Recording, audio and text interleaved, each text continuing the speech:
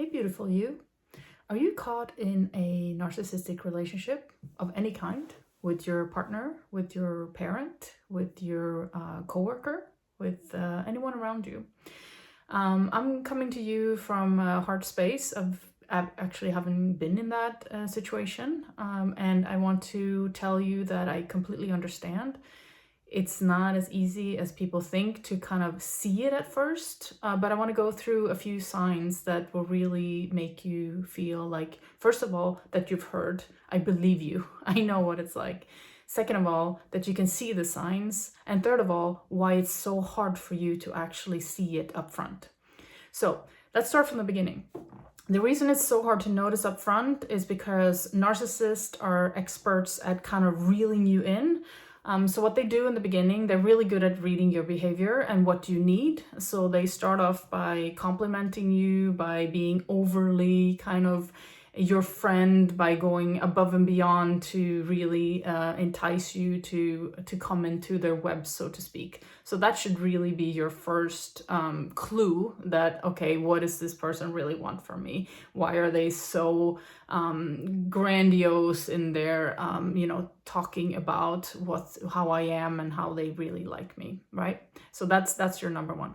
The number two is that you really start to hear them talking about other people. And when they talk about other people, it's, I would say, for the most part, very negatively. And so they're kind of saying, oh, she said that. And do you know that, I don't really like her because, she dresses so funny. And, he has really weird hair. And there's kind of like this negative storytelling about other people. And they do that in order to kind of boost themselves up. But also when they start a relationship with you, they're also boosting you up.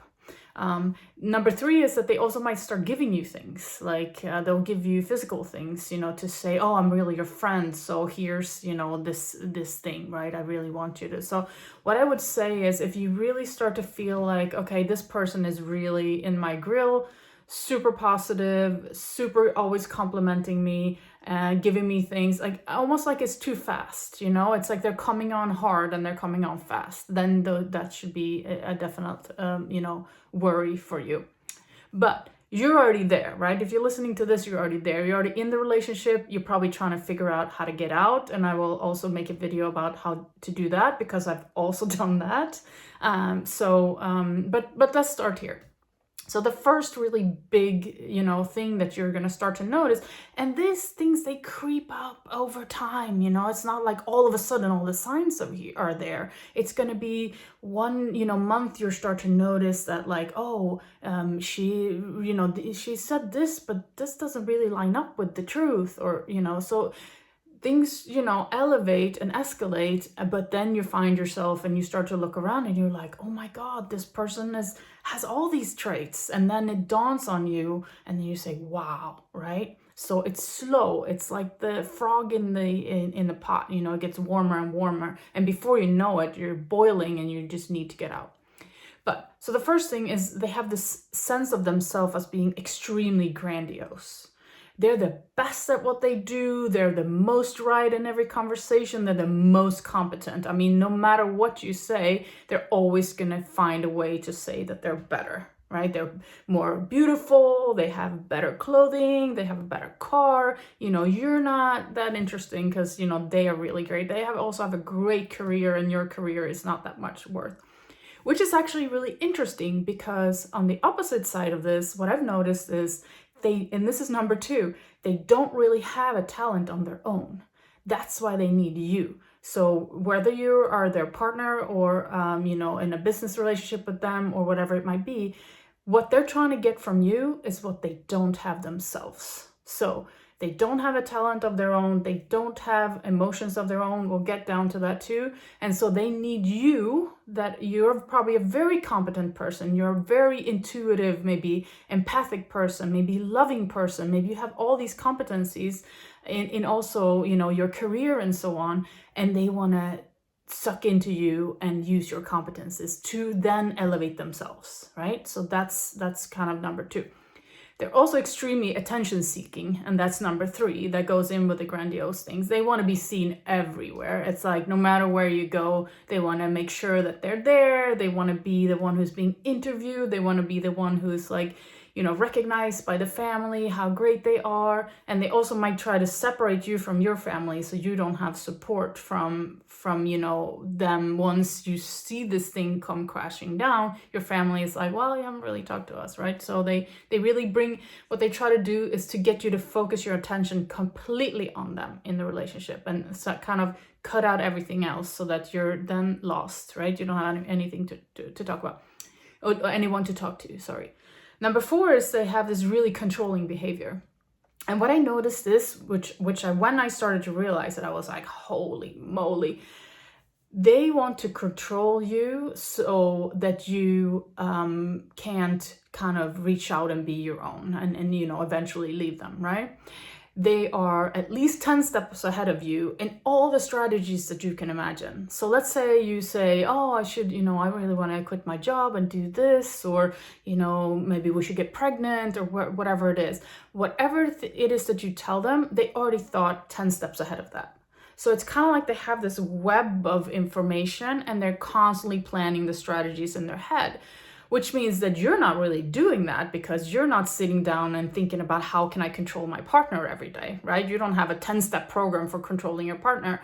So they're always going to be ahead of you. So no matter what you say, or no matter what you do in your business relationship, or wherever you want to take, you know, that situation, they're always going to be ahead of you. And you stand, I say, 0 chance, because this is what they're really good at.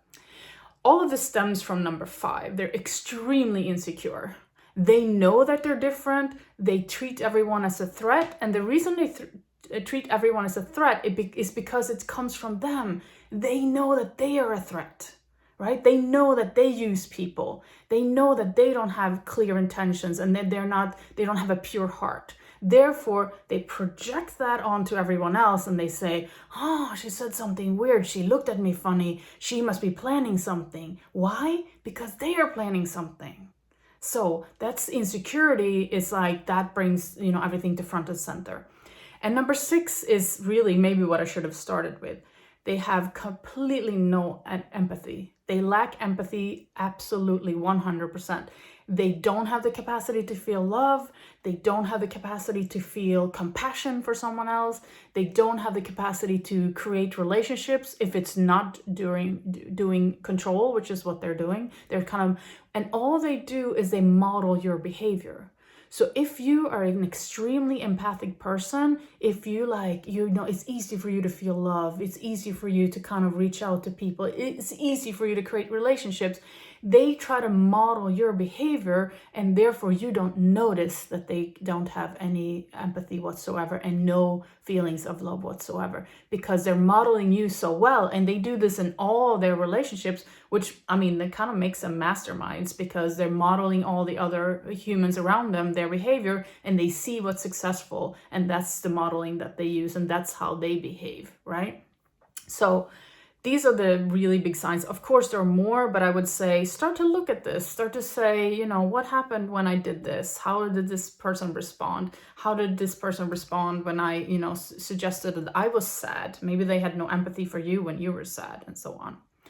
And if you're starting to notice all of these signs in your close relationship, then I would suggest also watch my next video, which is how you get out of this relationship. Because trust me, you need to. No matter what you try to do, you're always going to be controlled, not loved, used, until they cannot use you any longer. And then they will throw you to the trash. So that's kind of how they work. They have this host that they parasite, and when they're done, you're done too.